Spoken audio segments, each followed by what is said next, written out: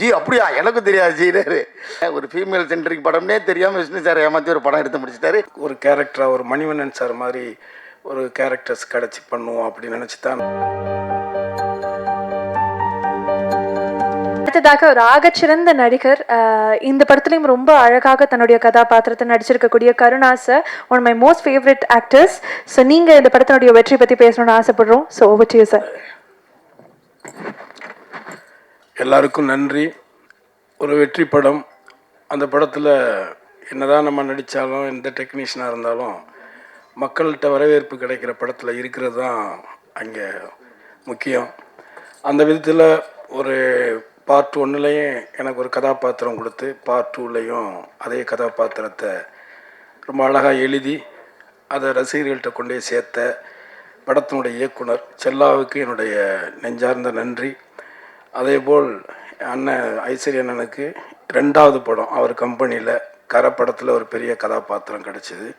அதை பர்டிகுலர் அவரே என்கிட்ட சொன்னார். கதை கேட்டுட்டு ஒரு கேரக்டர் ஒன்று ரொம்ப நல்லா இருக்குது, வேறு 2-3 ஆர்டிஸ்ட்டு சொன்னாங்க, பட் நான் ஒன்று சொல்லியிருக்கேன், நீ போய் டைரக்டரை பாரு, கதை கேளு அப்படின்னு சொன்னார். அந்த படத்துலையுமே எனக்கு ஒரு பெரிய பேர் கிடச்சிது. அதை விட இதில் நகைச்சுவை நடிகனா ரொம்ப நாளாச்சு, நம்மளை மறந்துட்டாங்க. அதுதான் உண்மையும் கூட. நம்மளும் ஆஃப்டர் த பாலிட்டிக்ஸ்லேருந்து வெளியில் நான் நடிக்கும் பொழுது ஒரு கேரக்டராக ஒரு மணிவண்ணன் சார் மாதிரி ஒரு கேரக்டர்ஸ் கிடச்சி பண்ணுவோம் அப்படின்னு நினச்சி தான் நான் முயற்சி பண்ணிகிட்டு இருந்தேன். மறுபடியும் இந்த தேட்டரில் நான் போய் பார்த்தேன், கமலா தேட்டரில் ஆடியன்ஸ் கூட உட்காந்து படம் பார்த்தேன். ஸோ அவங்களுடைய இது ரொம்ப நல்லா இருந்தது. ஸோ அதனால் வேல்ஸுக்கும் குஸ்மிதாவுக்கும் என்னுடைய வாழ்த்துக்கள். முதல்ல அந்த படம் வெற்றி படம் எடுத்ததுக்கு. அடுத்து ஹீரோ, எனக்கு ரொம்ப சமீபத்தில் 2 படம் தான் நடிச்சிருக்கேன் அவர் கூட. ஆனால் அவர் என்ன சொல்கிறது, சினிமாவில் நான் எல்லாத்தையும் பார்த்துருக்கேன், ஓரளவு ஏற்ற இறக்கம் எல்லாமே பார்த்துருக்கேன். அந்த விதத்தில் ஒரு ஹீரோவாக தன்னை நிப்பாட்டிக்கிறதுக்காக அவர் தன்னைத்தானே அவர் உழைச்சி கஷ்டப்பட்டு போராடி ஒன்று பண்ணுறாரு. அவர் கூட சிவாங்கி சகோதரி இருக்காங்க, செவந்தி இருக்காங்க. அவங்களுக்கு என்னுடைய வாழ்த்துக்கள். ஏன்னா அவங்க பிஹைண்ட் த ஸ்க்ரீன் தான், பட் நிறைய ஹார்ட் ஒர்க் இந்த படத்தினுடைய வெற்றிக்காக ரொம்ப உழைச்சவங்க.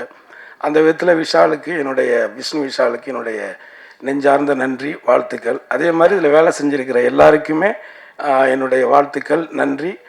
மீண்டும் உங்களுக்கு நல்ல படங்களை எப்போதுமே எந்த சமரசமும் இல்லாமல் மக்கள்கிட்ட எடுத்துக்கிட்டு போகிற உங்களுக்கும் உங்களுடைய நல்ல உயர்ந்த எண்ணங்களுக்கும் இந்த படம் ஒரு வெற்றி படமாக அமைஞ்சதுக்கு, மீனாட்சி கூட தேட்டரை விட்டு படம் பார்த்துட்டு வெளியில் வந்தோடனே கட்டா குசி பார்த்தேன், வெற்றி படத்தில் நீங்கள் இருக்கீங்க, சின்ன ரியாக்ஷன் கூட சிரிக்கிறாங்க, வாழ்த்துக்கள்னு ஒரு மெசேஜ் போட்டார். ஸோ அவர்கிட்ட இருந்தெல்லாம் பாராட்டு வருதுன்னா அவ்வளோ ஈஸியாக வராது அந்த மாதிரி ஆட்கள். பட் இருந்தாலும் நல்ல விஷயத்த தைரியமாக சொல்கிறாங்கல்ல. ஸோ அந்த விதத்துலேயே நான் ஃபோன் பண்ணி செல்லாட்ட சொன்னேன், இந்த மாதிரி பத்திரிகைக்காரர்களுக்குமே ரொம்ப பிடிச்சிருக்கு போல இருக்குது படம் அப்படின்னு. ஆகவே இந்த படத்தில் ஒர்க் பண்ண எல்லார் பேரையும் சொல்ல முடியலை. இருந்தாலும் இந்த படத்தில் வேலை செஞ்ச ப்ரொடக்ஷன் பாயிலிருந்து ஆர்ட் அசிஸ்டன்ட்லேருந்து எல்லாருக்கும் என்னுடைய நெஞ்சார்ந்த நன்றி. விஷ்ணு விஷால், இன்னும் நீங்கள் நிறைய உயரத்துக்கு போகணும், நிறையா படங்கள் நடிக்கணும். அடுத்து செல்லாவுக்கு இன்னொரு நன்றி. அடுத்து ஒரு தமிழ் சினிமாவுக்கு ஒரு நல்ல ஹீரோயினை இன்ட்ரடியூஸ் பண்ணியிருக்கீங்க, வாழ்த்துக்கள். Thank you so much Karuna sir. And அடுத்ததாக நான் கூப்பிடக்கூடிய நபர் நமக்கு இந்த படம் முடிச்சுட்டு தேட்டர்லேருந்து கிளம்பும்போது ஒரு 4-5 கதாபாத்திரம் அப்படியே மைண்டுக்குள்ளே ஓடிக்கிட்டே இருக்கும். அப்படிப்பட்ட ஒரு பர்ஃபார்மன்ஸ் இருக்கும். அது ஐ திங்க் இந்த படம்னு இல்லை, அவர் எடுக்கக்கூடிய ஒவ்வொரு படமும் அவருக்கு அப்படி அமைதா இல்லை அமைச்சுக்கிறாரான்னு தெரியாது, பட் அவ்வளோ ஃபேண்டாஸ்டிக்கான ஒரு பர்ஃபார்மன்ஸ் கொடுப்பாரு. I would like to have Munishkanth sir. So நீங்கள் சொல்லணும் இந்த படத்தினுடைய விக்ட்ரி எவ்வளோ ஸ்பெஷல் அப்படின்னு.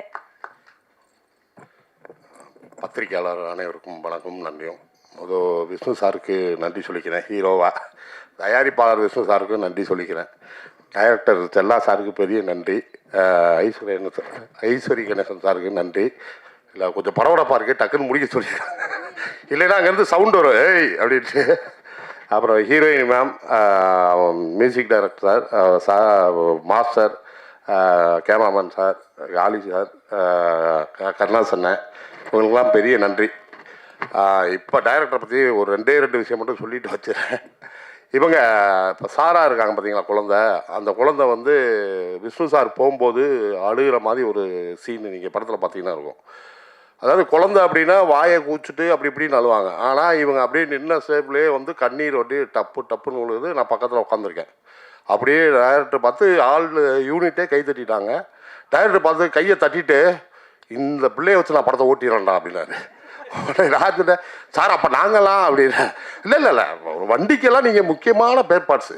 அந்த பிள்ளை வந்து ஸ்டேரிங்கு புரியுங்களா, நீங்கள் வந்து முன்வீல் கரெக்டாக போய் உருண்டுருங்க போங்க சார். அதே மாதிரி சார்கிட்ட வந்து நான் வந்து எப்பயுமே சில டேரக்டர்ஸ் மட்டும் தான் உரிமையாக டயலாக் வரும்போது ஒரு நடிகனாக வந்து 10 கேட்டால் 1 வரும் இந்த டயலாகில். அது மாதிரி கேட்டு கேட்டு கேட்டு பார்த்தீங்கன்னா ஒரு 5 சீனில் 1 வரும். இது வந்து ஃபஸ்ட் பார்ட்லேருந்தே நடக்குது.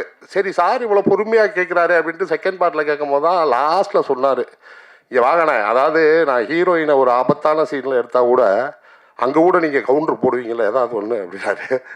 அப்போ தான் நான் தெரிஞ்சுக்கிட்டேன் இவ்வளோ பொறுமையாக இவ்வளோ இதா அப்படின்ட்டு. ஏன் இப்படி எல்லாத்தையும் வேலை வாங்குறான்னாக்கு புரிஞ்சுக்கிட்டது என்னென்னா, இப்போ சமீபமாக நான் கேள்விப்பட்டது சார் டைரக்டர் மட்டும் இல்லை ஃபஸ்ட்டு டாக்டராகவும் இருந்திருக்காரு, அதனால தான் இவ்வளோ வேலை வாங்கியிருக்காருன்னு. இனிமேல் டாக்டர் செல்லா அப்படின்னு தான் அவரை கூப்பிடணும். இப்போ சமீபமாக நான் கேள்விப்பட்டது, அதோட மொத்த விளக்கமும் காளி சார் சொல்லுவார். ரொம்ப நன்றி. பல ஆச்சரியமான விஷயங்களை எங்களுக்கு சொல்லி நீங்கள் வந்து விடை பெற்றிருக்கீங்க. Thank you so much Munishkanth sir. அடுத்ததாக காளி வெங்கட் சார். நடிப்புன்னு வந்துட்டால் காளி ஆட்டம் தான் ஆடுவார் ஒவ்வொரு படத்துலையும். அதே மாதிரி இந்த படத்துலையும் ரொம்ப பியூட்டிஃபுல்லாக பெர்ஃபார்ம் பண்ணியிருக்கிறாரு. ஸோ நீங்கள் சொல்லணும் இந்த படம் எவ்வளோ ஸ்பெஷல் உங்களுக்கு அப்படின்னு. எல்லாருக்கும் வணக்கம். இந்த படம் இவ்வளோ பெரிய வெற்றிக்கு காரணமாக இருக்கிறதுக்கு உழைச்சவங்க எல்லாருக்கும் முதல்ல நன்றி. தயாரிப்பாளர்களுக்கு என்னுடைய வாழ்த்துக்கள். அப்புறம் நன்றி, ஏன்னா வந்து டிஜிட்டல் ஏறிக்கிட்டே இருக்கிறதுனால அதுக்கு வாழ்த்துக்கள். எங்களுக்கு வாய்ப்பு கொடுத்ததுனால நன்றி. கணேஷ் சாருக்கும் விஷ்ணு சாருக்கும் தயாரிப்பாளராக நன்றி சொல்லிக்கிறேன். டைரக்டருக்கு ரொம்ப பெரிய நன்றி, வாழ்த்துக்களும். ஏன்னா அவர் இப்போ அடுத்த லெவலுக்கு போயிட்டார், காரெலாம் வந்துருச்சு, என்னென்ன வரப்போகுதுன்னு தெரியல.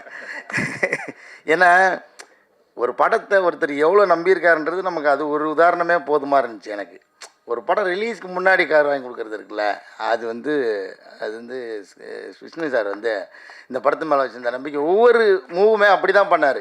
எந்த இடத்துலையும் இது ஒரு மினிமம் கேரண்டி படம், எப்படியா இருந்தாலும் இது பிஸ்னஸ் ஆயிரும், இதில் காசு வந்துடும்ன்றதெல்லாம் தாண்டி இந்த படத்துக்கு எந்த இடத்துலையும் மெத்தனமே இல்லாமல் இந்த படத்தை அவ்வளோ கண்ணும் கருத்துமாக எடுத்து கொண்டு வந்து இவ்வளோ தூரத்துக்கும் அந்த அவர் உழைச்ச உழைப்பு கிடைச்ச வெற்றி தான் நான் நினைக்கிறேன். அதனால் இந்த படம் ஹிட்டுன்றது அவருக்கு முன்னாடியே தெரிஞ்சு எந்த மெத்தனமும் இல்லாமல் அதுக்காக அக்கறையாக வேலை செஞ்சதுக்கான விளைச்சலாக தான் இந்த வெற்றியை நான் பார்க்குறேன். அது மாதிரி எங்களுக்கு ஒரு சென்டிமெண்ட்டும் இருக்குது. இது 5வது படமா சார்?